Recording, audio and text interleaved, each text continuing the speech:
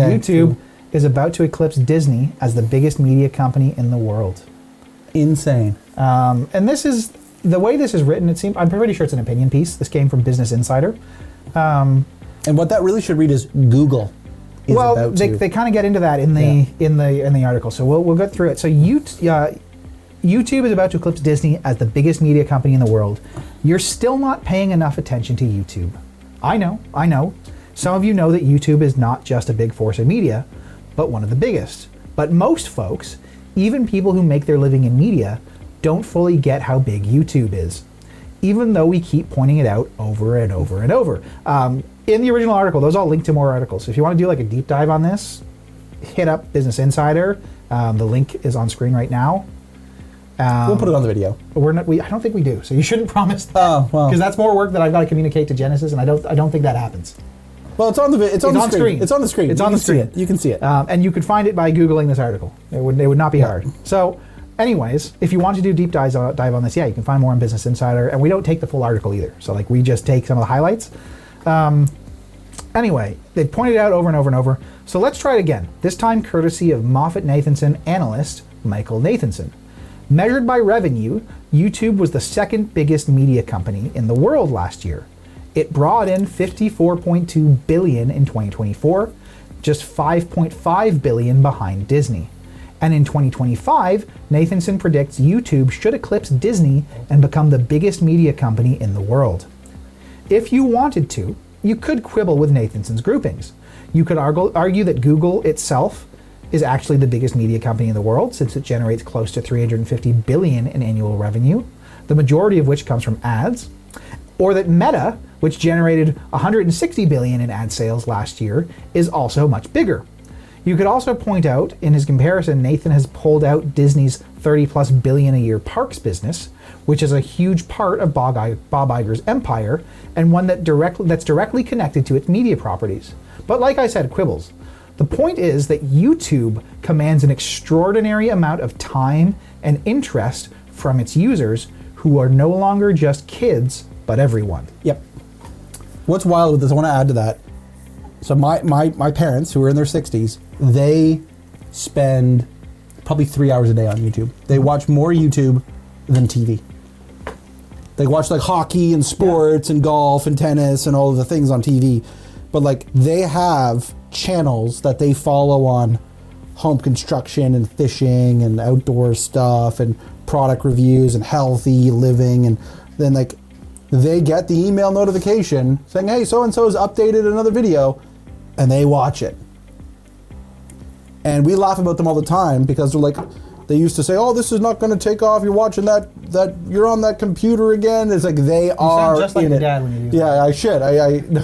But like, that's it. It's like, Dad, you're on your tablet again. What are you watching? Oh, so-and-so. And he's like, as if I know the names of the channels he watched. So they're building a boat. It's like, sweet. And he'll watch So like, it's a crazy amount of attention with people with actual buying power. This is not a 5-year-old watching a TV program. It is a person with their entire life savings at their disposal consuming content.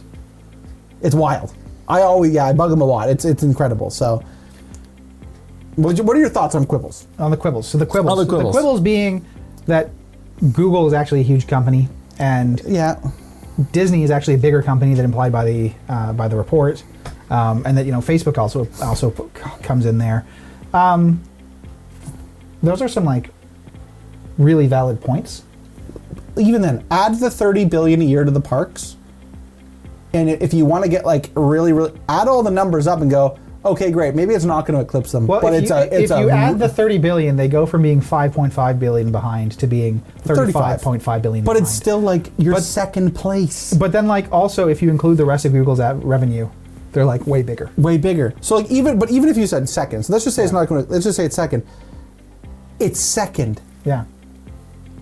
It's huge, and from a business standpoint, you're not going to be able to get your business into Disney's ecosystem. That's a really good You're point. not about to go and it's like media company that's are you going to go get your ads into Disney parks? No. Well, you so get your it's ads funny into you say Disney? that. We have actually worked with a company that's in Disney. Yes. Because the maple syrup company we used to work with had was sold product in the pavilion in Disney. Yes. So you can, But most businesses, we've actually off stream. I'll tell you, we actually. Ali's uncle's an animator for Disney. Right. He did Jafar, and it's super like huge empire. So what you're saying is we're going to get him doing like secrets. That's sweet. Secrets, animations scenes for like if you pause at 33 seconds, you see the 2H media logo for just a split second. Yeah. So like, is it accessible media? No, it's not. No. It's really not. If you are a company that sells, granola bars, sure, you might be able to get it into a thing, but like that will be very rare. You sell anything else, you're not doing that. So like, put simply, like in terms of like the quibbles, I think the takeaway from this article is that YouTube is one of the big players. Yeah. And it doesn't matter where they fall on that list specifically. They are big, they are broadly applicable, and you should be taking YouTube seriously. Yeah. And everyone says, "Oh, I want to." We hear this conversation 50 times a week. Oh, SEO, SEO, SEO. How do I appear atop of Google? Okay, Google is search engine. We want to be at the top of Google. Oh, sure, who doesn't? YouTube is a search engine. Do you not also want to be at the top of that search engine? Yep. So that when they type in something, something, something, your content pops up? It's a massive search engine. And it's obviously got bigger barrier to entry because you need video assets. Yep. But would you rather someone come into your website, your average website watch time is what? 2 minutes, 30 seconds maybe? Average watch time on a YouTube video? Probably 17 minutes? There's also another angle to this that I want to share. This is really interesting. Matthew and I are running a Kickstarter right now. We talked about this earlier in the stream. I'm glad you brought this up. Yeah. If you do a Google search for Business Journal Kickstarter, the first result is on Kickstarter. It's our business journal that we're launching right now. That's great. That's one of the benefits of being on Kickstarter.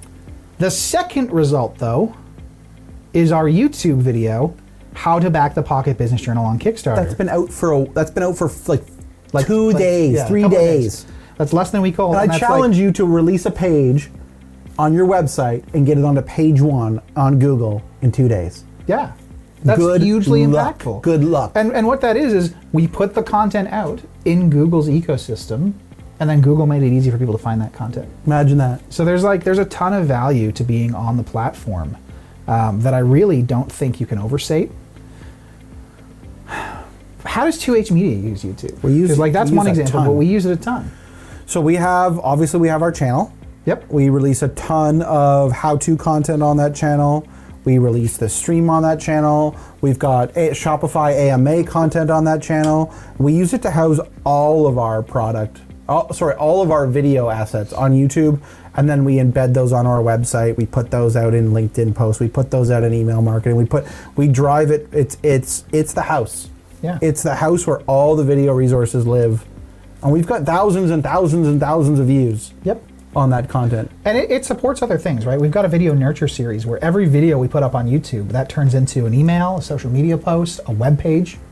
I've got clients that will email me after the content has gone out, and they'll be like, "That video was hilarious." They won't put a comment, but they'll email. You guys are great. Yeah. They're not from who you expect. It's absolutely hilarious, and it just goes to show you that people are actually watching and engaging with it.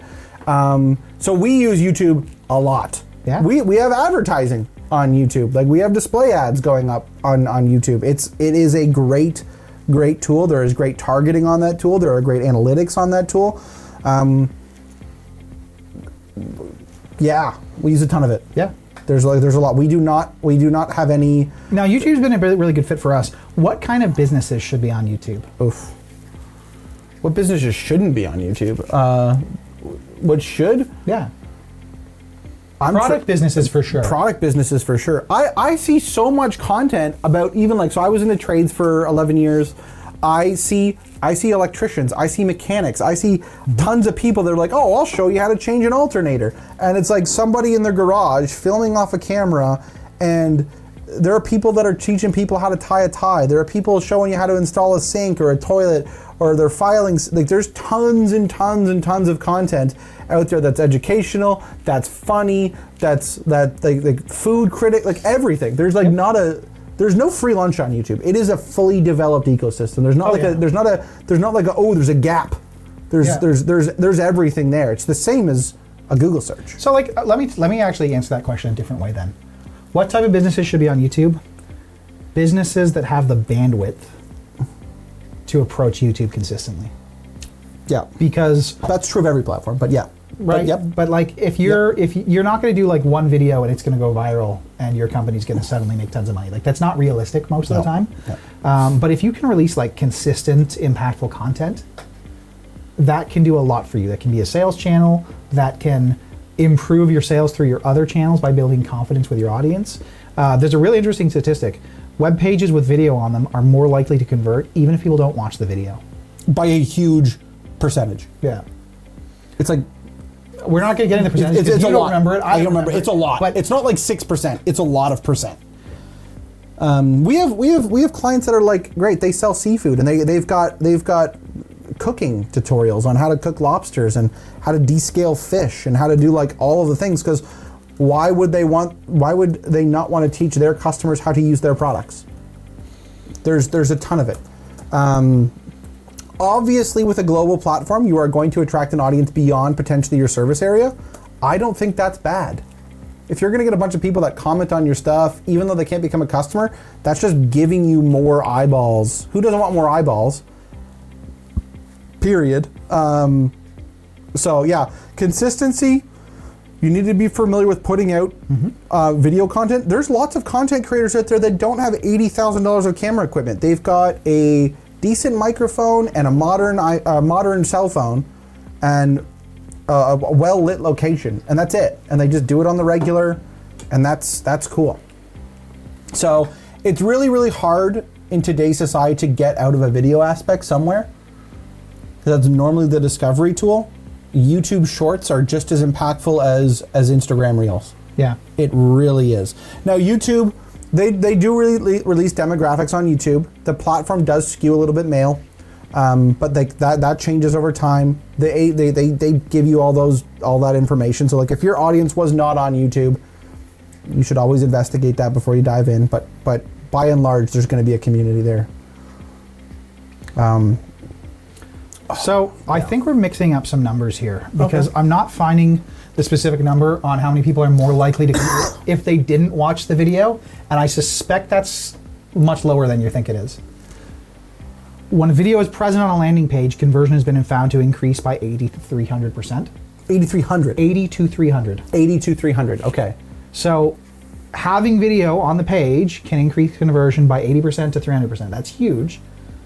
But that's not specifically people who didn't watch the video. I think that so when you say it's the not 6%, I don't know what the number is for people who didn't watch the video. I have to actually find it. We talked about it enough. I think it came through Shopify. I tried to validate it because as soon as we say a number, like it's not 6%, well now I want to make sure that's true before we actually. Next stream I'll have that. I'll have that number because I think I'll find it, or if I can't find it, I'll just say can't find it. But yeah. On that note, any businesses any actual business categories that you would recommend to stay away from YouTube? So consistency aside, are there categories of business that should stay away from sharing video content? I'm trying to think of one. It's tough. I mean, like realtors, bankers. Like even if you go to the extreme, even if you run like a funeral service, and people like don't want to be reminded of like sad times in their lives, and like you can't show off any real people because you can't show off and you can't show fun and you can't show off anything real because you don't want to invade the privacy of your customers. That doesn't mean you can't share educational content about like the whole thing. Yeah, the process. It'll be a stressful time in your life. We're gonna guide you through it. We're gonna have trust. We're gonna like show your people. Well, even outside of like being that directly salesy, you can talk about like that industry as a whole because there are still people who will be interested in how the industry works, what they're actually paying for, what certain terminology even means in the space. I don't know. It's not an industry, thankfully, that I'm super familiar with. There's still a market there, though. But there's still a market there, right? Like, and that's a pretty extreme example. Yep. Most businesses can have a YouTube presence. If the business is a legal business selling, you can, that's it. What kind of videos perform on YouTube? And this is our like last question on this topic. Well, the kind of video, I was watching actually a Mr. Beast thing about this. He's breaking down, like, obviously he knows the platform quite well. And like take in mind, like, he's in the entertainment space, so this isn't like going to be true across all business categories, but like thumbnails that are going to attract an audience that pop out when you click the video, you're immediately into like thumbnail content. So if they like said like, oh, we're gonna crack 1,000 eggs on your head, like the first couple of seconds you should be seeing eggs, and you should be seeing the whole thing. So like, and that's true of like making a click on a website anyways. That's like, you should be directly doing that. You need a strong hook in the first little chunk of the video to actually get people interest. It also depends on how you're measuring performance. So like, yeah, a perfect example is we used to do a ton of videos that performed really well on YouTube in terms of views and engagement. Tons of comments. And we haven't been creating those videos because they were a ton of work and they didn't drive sales. Yeah, they didn't meet our business goals. Right? They met now, platform, yeah. This video will not perform on YouTube. The full stream will not perform on YouTube. The clip of this talking point will not perform on YouTube. But it's not intended to. Yeah. Right? This has other business purposes that are served for us, because it's going to get shared with our audience that is already engaged, and more likely to get value out of the content, more likely to engage with it. You know, we broke such a big rule at the start of this stream because our first discussion topic was just talking about a Kickstarter that we're running and telling people about the product. Like, that's straight into sales. And if we were just trying to get this video to perform organically on YouTube, that probably wouldn't be successful. No. And I've seen our viewer count spike up and down a little bit throughout this stream. When we first started the stream, we had a couple of viewers, and I saw that number drop a little bit when we got about 5-10 minutes into our first talking point, which was just selling a product that we worked on. But that's okay, because that content was not designed, was not designed for YouTube. And if we wanted to make this video perform better on YouTube, one of the things we could have done that would have helped a little bit, because this format doesn't really perform on YouTube for us to begin with. One of the things we could have done is made that discussion topic second. You know, we could have talked about... We could have with something exciting first, flashy. And then like bring it into like the ad for Sprint Point after the fact. Except that the way we produce these videos, this gets chopped up into 4 segments, and those segments get sent to our email newsletter in the order that the content came out. Yes. So that ad, that ad segment where we were just talking about Sprint Point, that was put first in the video, so that when this released to our newsletter, it would release early enough in the month that it's still going to catch people while the Kickstarter is live. Yes. So like, yeah, we and this is what you should be looking at if you're going to be expanding into video assets anyways, is like clearly defined goals on what they're going to do, because not every tool is going to meet your goals, but it's going to have additional purposes. So that's completely fine. Yeah. Videos that perform on YouTube, typically, like I said, we say it depends on your goals. Depends on the goals. So if your goals are very conversion focused, videos that are very direct, and probably look like they're not performing, because their viewer metrics are going to be horrible, because they're not built for YouTube performance in the sense of just like becoming an YouTube wants you to watch an hour worth of content so they can serve you 40 ads.